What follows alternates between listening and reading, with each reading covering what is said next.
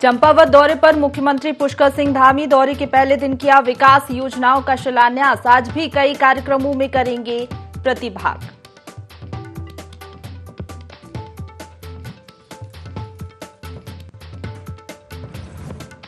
कांवड़ यात्रा को लेकर स्वास्थ्य मंत्री धन सिंह रावत ने ली स्वास्थ्य विभाग की समीक्षा बैठक। अधिकारियों को दिए निर्देश, का हर स्थिति के लिए रहे तैयार।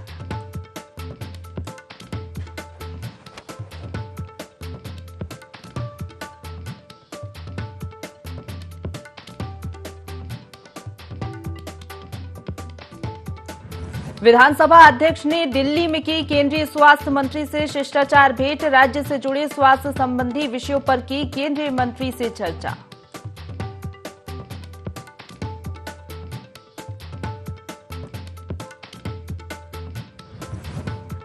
राष्ट्रपति के मतदान को लेकर बीजेपी के राष्ट्रीय कार्यालय में कार्यशाला आयोजित। उत्तराखंड के संसदीय कार्य मंत्री प्रेमचंद अग्रवाल रहे कार्यशाला में मौजूद।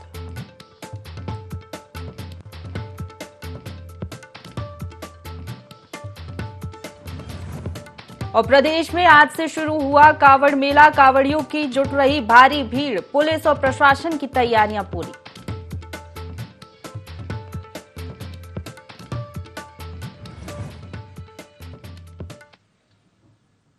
नमस्कार, देवभूमि लाइव में आप सभी का स्वागत है। आपके साथ मैं हूं प्रशंसा। बुलेटिन की शुरुआत करेंगे देहरादून की बड़ी खबर के साथ, जहां उत्तराखंड में बोर्ड टॉपर्स की परीक्षा में टॉप करने वाले विद्यार्थियों को सम्मानित किया जाएगा। सीएम धामी 15 जुलाई को टॉपर्स को सम्मानित करेंगे। तो बता दें, सभी जिलों के टॉपर्स को सम्मानित किया जाएगा। देहरादून में सम्मान समारोह का आयोजन होगा।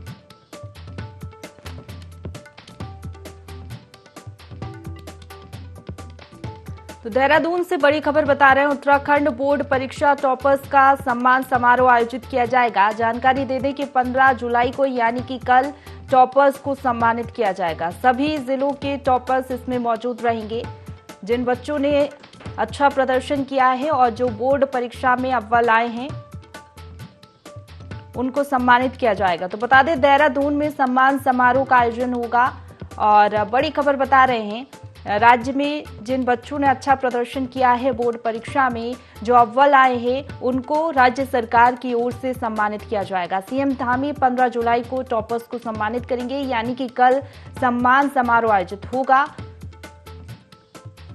जिसमें राज्य सरकार की ओर से छात्रों को सम्मानित किया जाएगा। देहरादून में सम्मान समारोह का आयोजन होगा। 15 जुलाई को यह आयोजन होने जा रहा है, यानी कि कल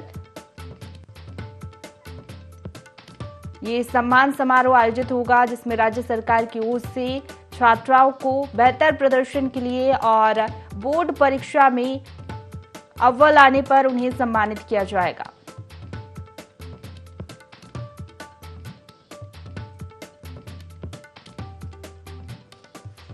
तो उत्तराखंड बोर्ड परीक्षा टॉपर्स का सम्मान समारोह कल आयोजित किया जाएगा, जिसमें सूबे के मुखिया पुष्कर सिंह धामी विद्यार्थियों को सम्मानित करते हुए नजर आएंगे।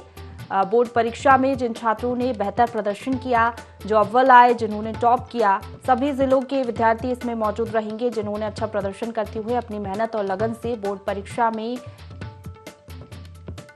टॉप किया है, उन सभी को सम्मानित किया जाएगा।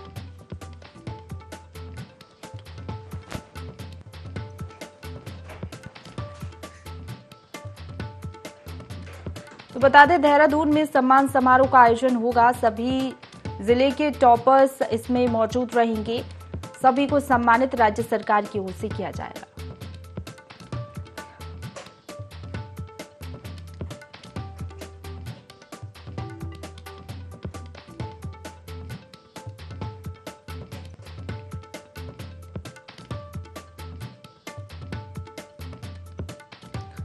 बोर्ड की परीक्षा आयोजित हुई थी। इन बोर्ड परीक्षाओं में छात्रों ने बेहतर प्रदर्शन किया था और कई छात्र अपनी मेहनत से अव्वल भी आए थे, टॉप उन्होंने किया था और उन्हीं टॉपर्स को राज्य सरकार सम्मानित करेगी। सभी जिले के टॉपर्स इस दौरान मौजूद रहेंगे और राज्य सरकार उनको सम्मानित करते हुए नजर आएगी। देहरादून में सम्मान समारोह का आयोजन होगा।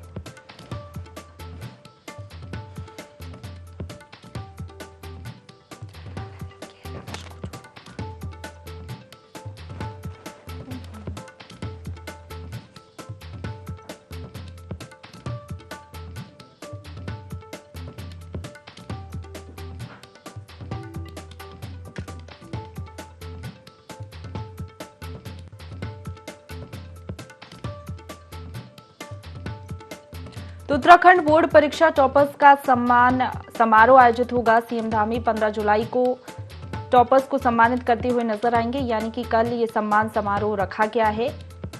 चलिए इसी पर ज्यादा जानकारी के साथ हमारे साथ principal correspondent Kailash Bisht live बने हुए हैं, उनका रुख कर लेते हैं। कैलाश, बोर्ड परीक्षा टॉपर्स में जिस तरीके से हमने देखा था कई छात्रों ने बेहतर प्रदर्शन किया था, उनको सम्मानित करने जा रही है राज्य सरकार। कल ये कार्यक्रम होने वाला है, क्या जानकारी कार्यक्रम को लेकर?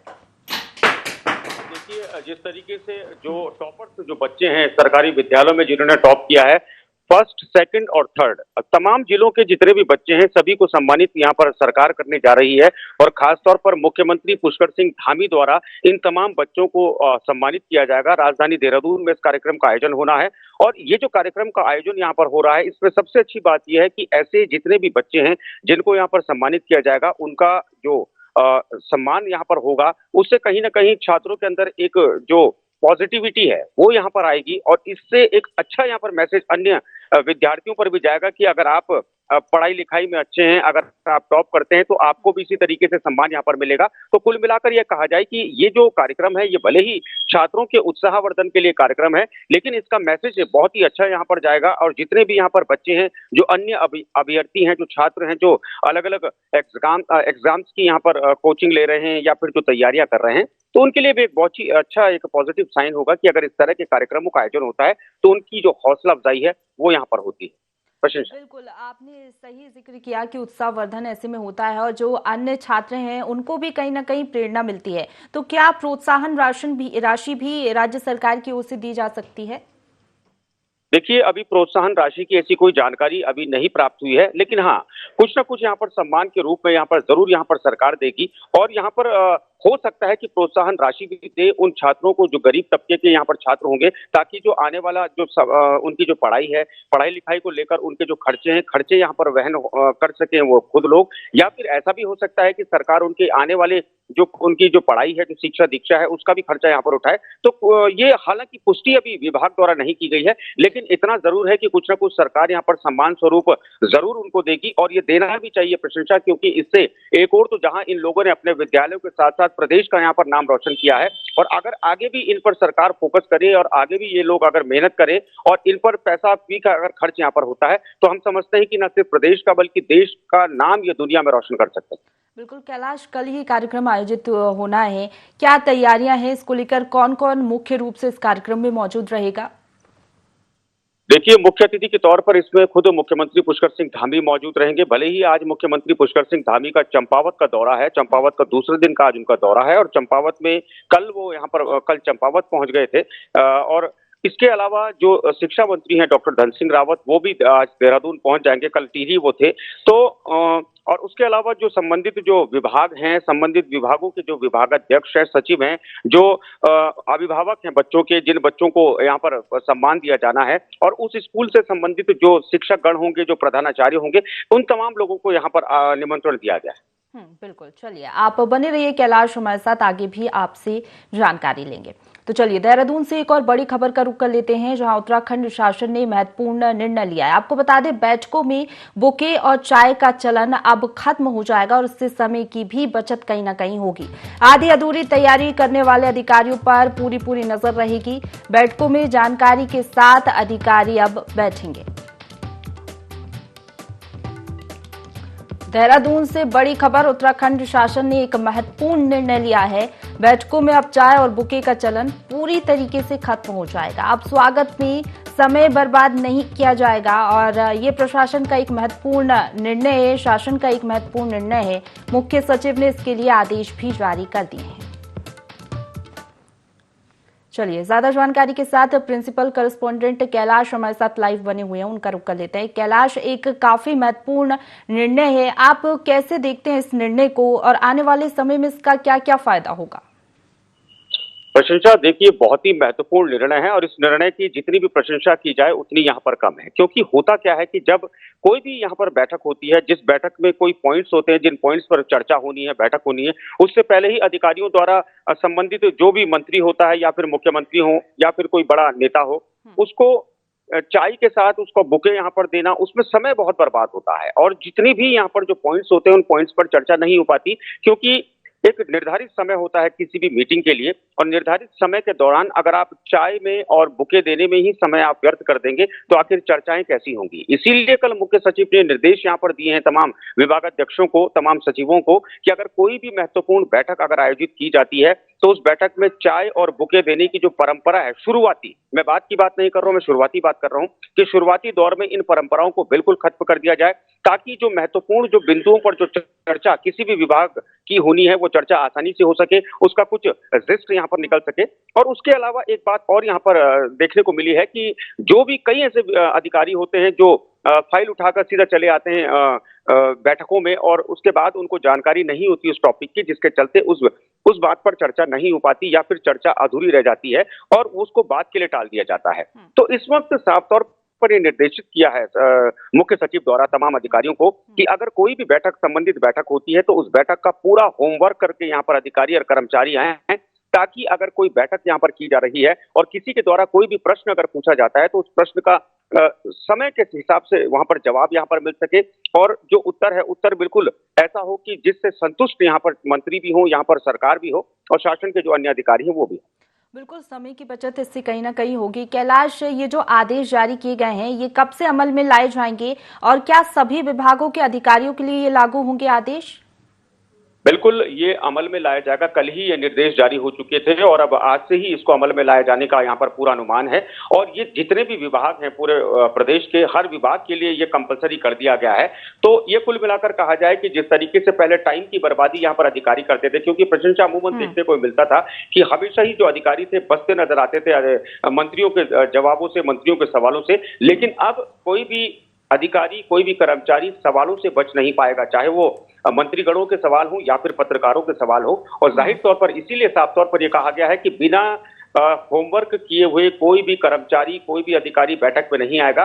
उसका कारण सिर्फ यही है ताकि मीडिया में भी सही जानकारी सरकार द्वारा मिल सके, पहुंचाई जा सके, और साथ ही जो मंत्रीगणों के जो आपस में जो संवाद होता है वो संवाद भी यहाँ पर सही तौर पर जाया जा सके। क्योंकि ऐसे ही कुछ अधिकारी और कर्मचारी होते हैं जिनके चलते सरकार की साख खराब होती है, जिनके चलते यही लगता है कि सरकार काम नहीं कर रही है। लेकिन हाँ, अधिकारी और कर्मचारी अगर अपना होमवर्क पूरा करते हैं तो जाहिर तौर पर जो सरकार द्वारा जो कार्य किए जाते हैं वो मीडिया के माध्यम से जनता तक पहुंच पाएंगे। बिल्कुल, समय की बचत होगी, खर्च भी अब नहीं बढ़ेगा, खर्चे में भी कमी आएगी और कह सकते हैं बेहतर तरीके से काम हो सकेगा, मीटिंग भी बेहतर तरीके से हो सकेगी। बहुत शुक्रिया आपका कैलाश हमारे साथ जुड़ने के लिए और तमाम जानकारी साझा करने के लिए। चमोली से खबर है जहां बद्रीनाथ जाने वाला राष्ट्रीय राजमार्ग पूरी तरीके से अवरुद्ध हो गया है। बता दें, राजमार्ग खोलने का कार्य जारी है। बेनाकुली, पगला नाला, खचूडी नाला, अनीमच के पास राजमार्ग अवरुद्ध हो गया है।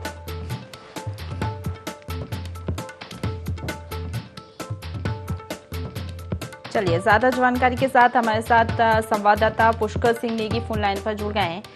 पुष्कर, बद्रीनाथ जाने वाला राष्ट्रीय राजमार्ग अवरुद्ध हो गया है, ऐसे में कहीं ना कहीं मुश्किलें बढ़ गई हैं। राजमार्ग खोलने का कार्य जारी है, कब तक इसे खोल दिया जाएगा? जी बिल्कुल, देखिए प्रशंसा मैं आपको बता दूं कि लगातार जो है पूरे उत्तराखंड में भारी बारिश की चेतावनी के बाद जो है लगातार जनपद चमोली में बारिश हो रही है। हालांकि बद्रीनाथ नेशनल हाईवे जो है जगह जगह जो है बंद है। बंद होने के साथ साथ जो एनएचपी कर्मचारी है या जो आपदा प्रबंधन की टीमें हैं या स्थानीय प्रशासन जो है लगातार जो है हाईवे को खोलने का काम कर रहा है। अगर जनपद चमोली की प्रशंसा में बात करूं तो जनपद चमोली का लामबगड़ हो गया, खजरा नाला हो गया, भिनेक पानी हो गया और पागल नाला हो गया, तमाम सारे क्षेत्रों में बद्रीनाथ नेशनल हाईवे बंद था। उसको खोलने का कार्य जो है इस समय चल रहा है। हालांकि पागल नाला की अगर बात करी जाए प्रशंसा तो पागल नाला को खोल दिया गया है, यातायात के लिए सुचारू कर दिया गया है। और अभी तक का जो अपडेट मैं आपको दे दूं कि बद्रीनाथ नेशनल हाईवे को जो है चाहे पागल नाला हो या कचरा नाला हो या लामबगड़ हो या आपका जो है देवली बगड़ वाला एरिया हो या आपका कालीसौर वाला एरिया हो, इसको अभी यातायात के लिए, क्योंकि सीधे सीधे जो है उत्तराखंड के जो मुख्यमंत्री हैं पुष्कर सिंह धामी हैं, आपदा प्रबंधन की टीमें जो लगातार जो है इस पे मॉनिटरिंग कर रही है। मुख्यमंत्री ने सीधे सीधे आदेश दिया है कि यदि ऐसी सड़कें यदि अवरुद्ध हो जाती है, NH-58 जब यदि बंद हो जाता है इसको तुरंत से तुरंत इसको खोल दिया जाए। हालांकि अभी जो है बद्रीनाथ नेशनल हाईवे जो है करनाटक तक से लेकर आपका जो है बद्रीनाथ तक का जो एरिया था इसको जो है यातायात के लिए सुचारू कर दिया गया है सर। लेकिन जो हमारी ब्रांच रोडें हैं, जो गाँव की रोडें हैं, वो अभी भी कुल बंद पड़ी हुई है, तो उनको खोलने का काम भी जारी है। हालांकि नेशनल हाईवे को 58 को जो है यातायात के लिए सुचारू कर दिया गया है। प्रशंसा बिल्कुल, जिस तरीके से आपने जिक्र किया कि जो यात्रा चल रही है तो उसमें तो कोई परेशानी नहीं आ रही है लोगों को, क्योंकि जो श्रद्धालु वहां पर पहुंच रहे होंगे, यात्रीगण पहुंच रहे होंगे, तो आपने जिस तरीके से बताया, हालांकि वहां पर व्यवस्था कर ली गई है, तो ऐसे में कई मार्ग अभी भी जो हैं वो अवरुद्ध हैं, तो ऐसे में कोई परेशानी तो नहीं हो रही? बिल्कुल बिल्कुल। देखिए प्रशंसा, मैं आपको बता दूं कि लगातार जो है प्रशासन की टीमें मौके पे है। स्थानीय पुलिस जो है, यदि कहीं पर रोड बंद हो जाता है, रोड ब्लॉक हो जाता है या ऐसा फ्लैट हो जाता है, तो आप पुलिस प्रशासन की टीमें जो है कि चारधाम यात्रा भी चल रही है। हालांकि चारधाम यात्रा इस समय अपने पीक पॉइंट पे नहीं है, लेकिन जो लोग इस समय जो है बद्री हो, चाहे केदार हो या गंगोत्री हो या यमुनोत्री हो, यहाँ का रुख करते हैं, तो चेतावनी के साथ साथ, क्योंकि मौसम विभाग ने आपने देखा हो कि पहले दो या 3 दिन पहले अलर्ट कर देता है, यात्री कम मात्रा में इस समय उत्तराखंड पहुंचा है। हालांकि आज से कांवड़ यात्रा भी शुरू होगी, तो सबका फोकस जो है कांवड़ यात्रा पे है। लेकिन जब जो यात्री जो है चारधाम यात्रा के मार्गों पर आएगा, यदि ऋषिकेश से लगा दीजिए आप, बद्रीनाथ हो गया या आपका गौरीकुंड तक का जो इलाका हो गया या गंगोत्री यमुनोत्री तक का इलाका, आपने देखा होगा कि आए दिन यहाँ पे बरसात हो रही है, भारी बारिश हो रही है, स्लाइड जोन यहाँ पे बने हुए हैं। क्योंकि ऋषिकेश से लेकर आपका जो बद्रीनाथ जो है इस समय जो है, जो हमारा 2 महीने का जो समय होता है, जुलाई अगस्त सितंबर तक का जो समय रहता है, तो पीक पॉइंट पे बारिश भी होती है और रोडें बंद भी हो जाती है। हालांकि नेशनल हाईवे को सुचारू तो कर दिया जाता है, लेकिन ब्रांच रोड की अगर प्रशंसा बात करी जाए तो ब्रांच रोड की लाइफ लाइन कहे जाने वाली जो गाँव की सड़कें हैं, उनको खोलने में समय लग सकता है, 1 से 2 हफ्ते का समय लग जाता है। लेकिन हालांकि अभी आपने यात्रियों का जिक्र किया प्रशंसा, जिस तरह से यात्रियों की यदि कहीं पर रोड बंद हो जाती है या स्लाइड निकल जाता है या भारी बारिश हो जाती है, यात्रा को रोक दिया जाता है, तो यहाँ पे पुलिस प्रशासन मुस्तैदी से काम करता है। यदि इनकी व्यवस्थाओं की अगर बात करी जाए, इसको ठहराने की अगर बात करी जाए, तो इसको लेकर भी आपदा प्रबंधन की टीमों का गठन जो है किया गया है। हालांकि अभी तक का जो पूरा जो सुचारू यातायात है वो सुचारू इस समय जनपद चमोली का है। हालांकि रुद्रप्रयाग से लेकर आपका जो है गौरीकुंड से लेकर आपका जो है ये सड़कें यहाँ पे बंद है और सुचारू को खोलने का काम यहाँ पे किया जा रहा है। हालांकि अभी तक का जो जनपद चमोली का जो एरिया है, ये यातायात के लिए सुचारू कर दिया गया है। बिल्कुल, चलिए, बहुत शुक्रिया आपका हमारे साथ जुड़ने के लिए और तमाम जानकारी साझा करने के लिए।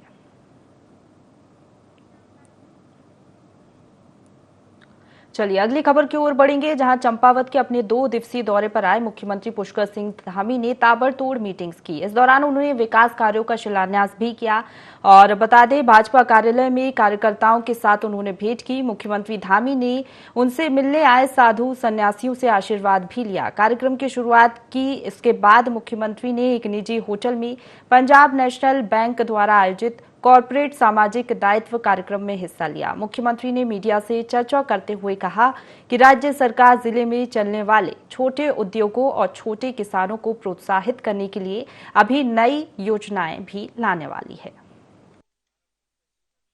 क्षेत्र को फल बागवानी के क्षेत्र में हो या उद्यानिकी के क्षेत्र में हो, चाय के क्षेत्र में हो, तो भी कृषि के क्षेत्र में, पर्यटन के क्षेत्र में, सभी में हमारा प्रोत्साहन होगा। आज यहाँ पर 103 करोड़ की योजनाओं का लोकार्पण और शिलान्यास हुआ है।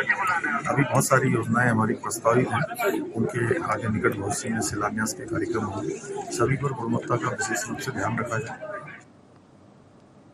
अगली खबर की ओर बढ़ेंगे, जहां बीजेपी कार्यालय में मुख्यमंत्री पुष्कर सिंह धामी ने बीजेपी कार्यकर्ताओं से मुलाकात की और इस दौरान प्रधानमंत्री नरेंद्र मोदी का जिक्र करते हुए जो तमाम योजनाएं चलाई जा रही हैं जन कल्याण राज्य सरकार की ओर से, इसके साथ ही जो तमाम विकास कार्य केंद्र सरकार की ओर से किए जा रहे हैं उन सभी को उन्होंने गिनाया। साथ ही साथ उनकी जानकारी घर घर पहुंचाने की भी अपील की। इसके साथ ही दूर दूर ग्रामीण क्षेत्रों में जाकर जनता की समस्या को सुनकर उनका निदान करने को भी सीएम पुष्कर सिंह धामी ने कहा। भाजपा पदाधिकारी और कार्यकर्ताओं से सीएम धामी ने कहा कि हम सभी जनता के सेवक हैं, जनता की सेवा करना हम सभी का धर्म है।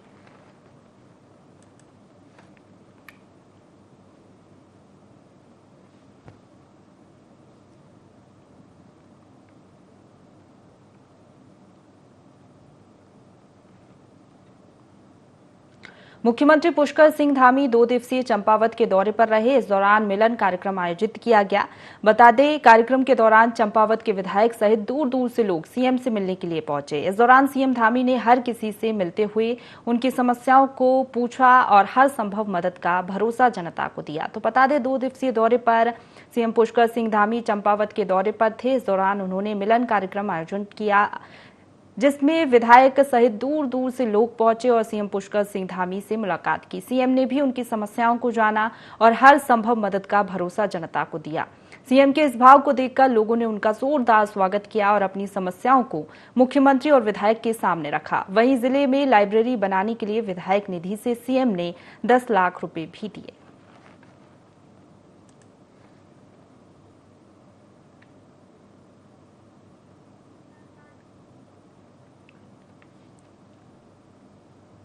उत्तराखंड विधानसभा अध्यक्ष रितु खंजूरी ने केंद्रीय स्वास्थ्य मंत्री से मुलाकात की। इस दौरान आपको बता दें, जो स्वास्थ्य के विषय हैं उनको लेकर विधानसभा अध्यक्ष ने चर्चा की। ये मुलाकात आपको बता दें दिल्ली में हुई। स्वास्थ्य से रिलेटेड जो भी विषय थे उनको लेकर चर्चा की गई।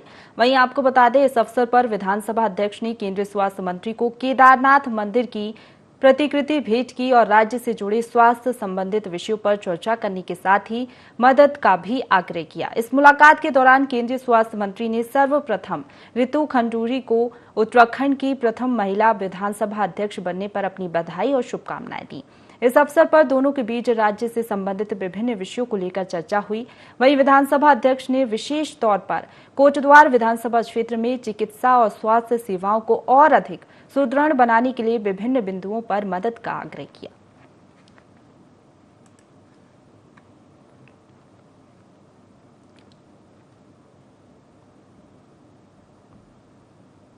उत्तराखंड के स्वास्थ्य मंत्री धन सिंह रावत ने कांवड़ यात्रा को सक्षम बनाने के लिए बैठक आयोजित की। इस दौरान बैठक में कहा कि राज्य में कांवड़ यात्रा आज से शुरू होने जा रही है, ऐसे में विभागीय अधिकारी अलर्ट मोड पर रहें। डॉक्टर रावत ने मुख्य चिकित्सा अधिकारी देहरादून, टिहरी और हरिद्वार को कांवड़ यात्रा क्षेत्र में स्वास्थ्य सुविधाएं चाक चौबंद रखने के निर्देश दिए। आपको बता दें, आज से कांवड़ मेले की शुरुआत हो गई है, कांवड़ यात्रा की शुरुआत हो गई है। इसको लेकर उन्होंने दिशा निर्देश दिए। इसके साथ ही उन्होंने कहा कि तीनों जनपदों के अंतर्गत कांवड़ यात्रा क्षेत्र में 40 चिकित्सा सुविधा केंद्र संचालित किए जाएंगे, जिसमें से 25 हरिद्वार जनपद जबकि 15 चिकित्सा सुविधा केंद्र टिहरी और पौड़ी जनपद में संचालित किए जाएंगे, जिसमें 2 बेड रिजर्व रखे जाएंगे ताकि किसी भी परिस्थिति में श्रद्धालुओं को उचित स्वास्थ्य सुविधा उपलब्ध कराई जा सके।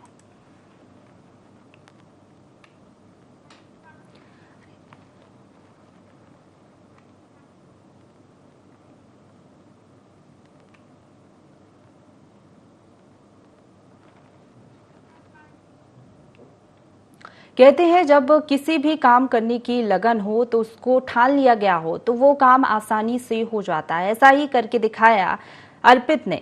बता दें, ऊधम सिंह नगर के जसपुर के अर्पित चौहान ने अपने तृतीय प्रयास में सिविल सेवा परीक्षा में 20वां स्थान प्राप्त करना ही सिर्फ जसपुर का बल्कि पूरे प्रदेश का नाम रोशन किया है। इसी कड़ी में सूबे के पूर्व मुख्यमंत्री हरीश रावत अर्पित चौहान के घर उन्हें सम्मानित करने के लिए पहुंचे, जहां उन्होंने अर्पित के माता पिता को भी बधाई दी। वहीं पूर्व मुख्यमंत्री हरीश रावत ने कहा कि अर्पित ने पूरे प्रदेश का नाम रोशन किया है। मध्यम वर्गीय ये परिवार पूरे प्रदेश के लिए उदाहरण बन गया है।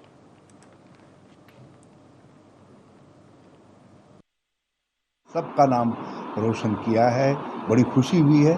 और सबसे बड़ी बात यह है कि ये परिवार उत्तराखंड जैसे निम्न मध्यम वर्गीय आय वर्ग के लोगों का जो राज्य है उसके लिए एक उदाहरण बन गया है। इसलिए मैं बेटे से ज़्यादा जो है उनके माँ बाप से मिलने आया, माँ से मिलने आया। हौसला रखिए और आपके लिए कोई भी ऊंचाई ज़्यादा नहीं।